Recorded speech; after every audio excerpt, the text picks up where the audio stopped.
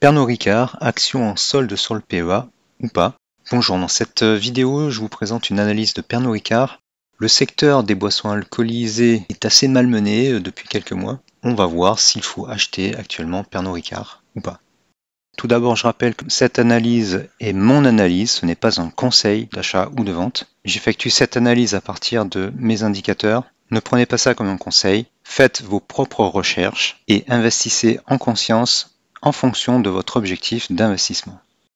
Vous êtes sur la chaîne Trading Attitude, la seule chaîne bourse et crypto sans blabla qui vous aide à devenir indépendant en trading en maîtrisant l'analyse technique. Si vous êtes nouveau ici, abonnez-vous pour ne rien rater. Pernod Ricard est une valeur de croissance et de bon père de famille. Oh yeah! Qui plus est, qui verse un bon dividende. Oh yeah!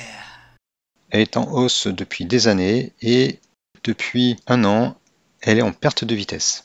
On va d'abord regarder les fondamentaux, et vous savez que ce n'est pas déterminant. Donc elle verse un dividende de 3%, le payout ratio est raisonnable. Il y a eu des publications de résultats moins hautes que ce qui était espéré. Au niveau chiffre d'affaires et bénéfices, c'est cyclique dans l'année, et annuellement, c'est en hausse. Elle est recommandée à l'achat par rapport aux indicateurs, mais bon, ça ne veut pas dire grand-chose. Enfin si, ça veut dire qu'elle monte, globalement, ou qu'elle est basse. Ça, c'est les oscillateurs.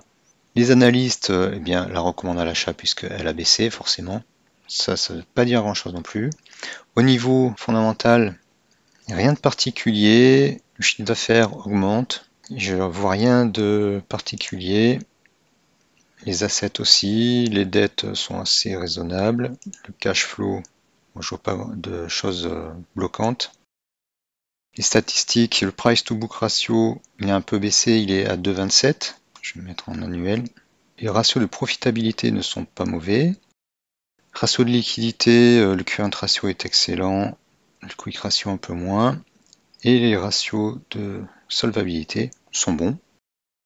Donc du point de vue fondamental, ça va bien. Il faudrait une analyse un peu plus pointue pour voir pourquoi les cours baissent. Mais à la limite, on s'en moque parce que ce qui compte, c'est l'action des prix.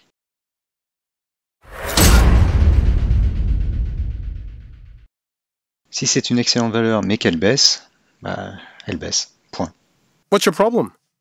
Alors, ce qu'on peut remarquer, c'est que sur le long terme, en weekly, elle est sur un support haussier de très long terme, puisqu'il a commencé en 2009.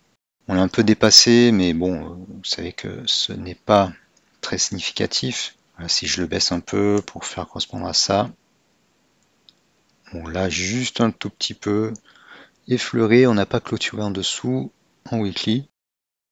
Hop, je le baisse un peu, voilà, on n'a pas clôturé en dessous.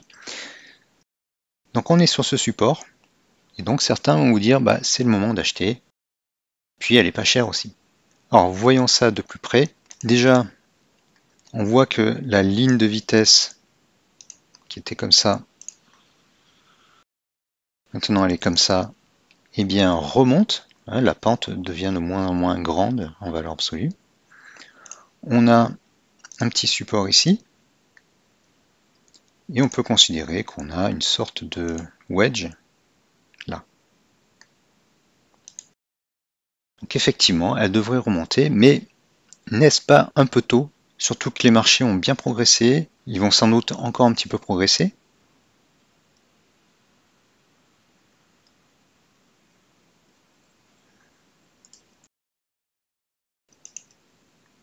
Si on regarde le CAC 40, en daily, le CAC 40 a repris du poil de la bête. Donc soit il va se retourner sur plusieurs semaines, plusieurs mois, puisque là on est en fin de sell zone. Donc si on se retourne et on passe en safe zone, ça va continuer. Soit on va rester en sell zone et rechuter. Et là, si les marchés rechutent, Pernod va avoir du mal à continuer à progresser. Retrouvons nos indicateurs. Vous savez que sur Trading Attitude, on adopte une analyse fractale multidimensionnelle. Sur le weekly, on a vu qu'on était sur le support qu'on retrouve ici. On a rebondi dessus. Il y a eu des petites croix noires ici. Et le F-Table 3 commence à se retourner. Mais le 5 est toujours en sell zone.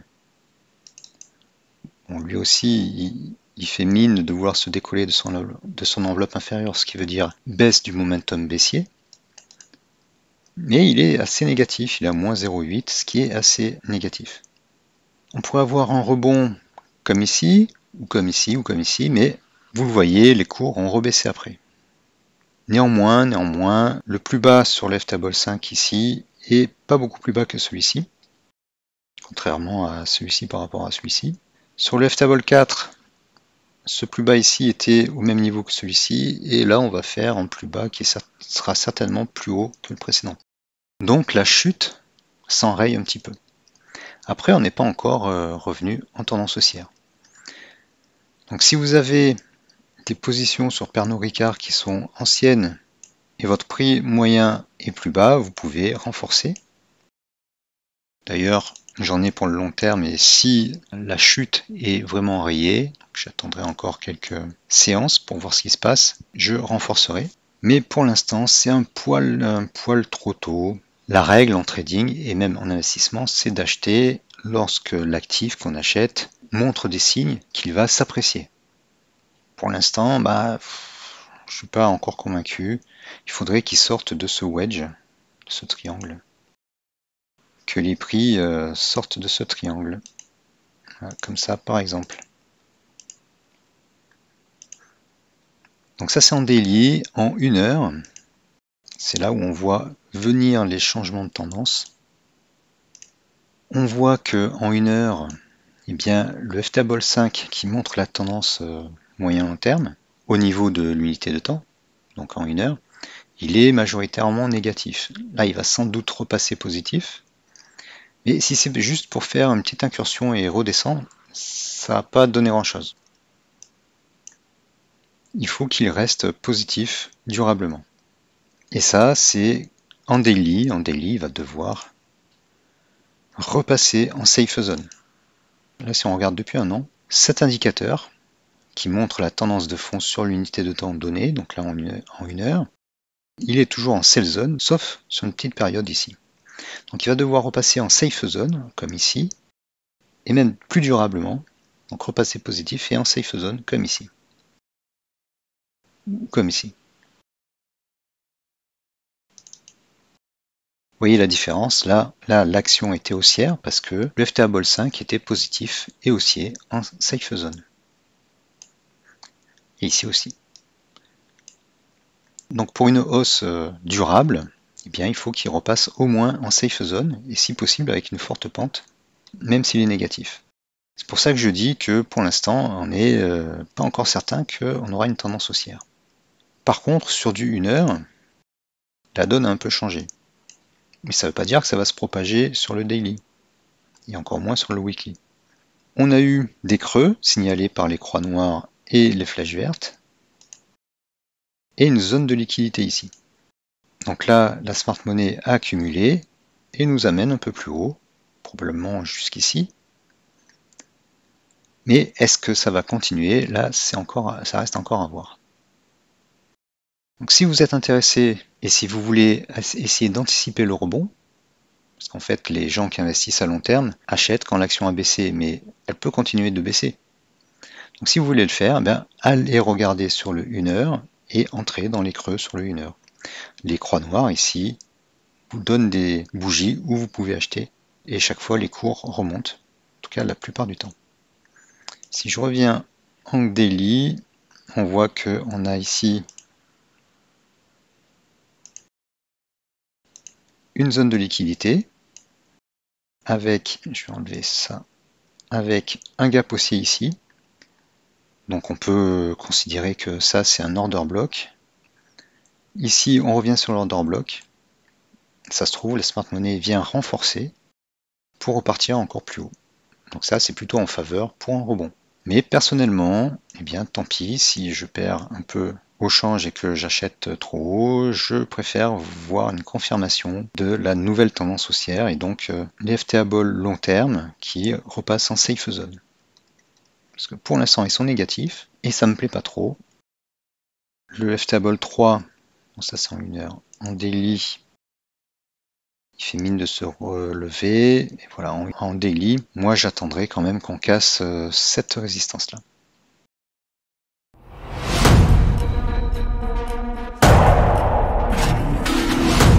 Verdict, la baisse semble enrayée sur Pernod Ricard.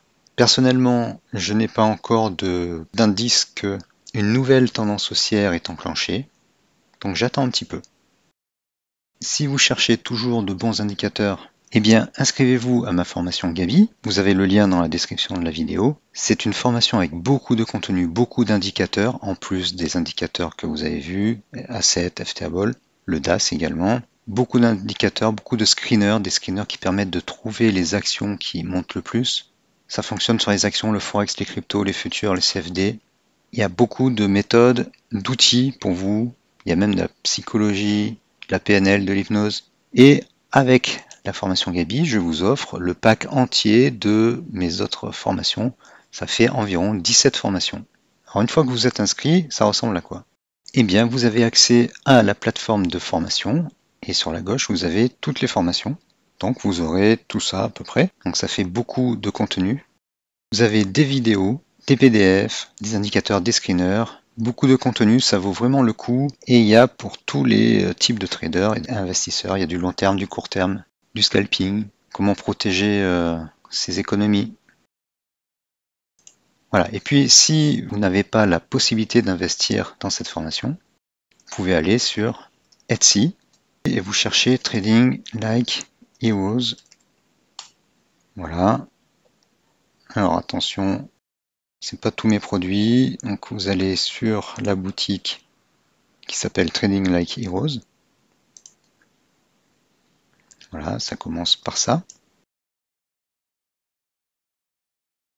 Et dedans, vous avez plein de produits qui peuvent vous intéresser. Les indicateurs au détail, version Pro Real Time, version TradingView. Le FTA Ball s'appelle parfois le FTA Filter. Vous avez la liste des 100 actions US et françaises qui progressent sur le long terme. Vous avez plein d'indicateurs, de screeners, des choses sur les options. Et si vous voulez vous lancer dans la vente de produits sur Etsy, vous n'avez même pas acheté ce produit. Il suffit d'utiliser ce lien qui est ici pour avoir 40 listings, 40 mises en vente gratuites sur Etsy. Voilà, donc regardez, il y a des choses qui vont certainement vous intéresser.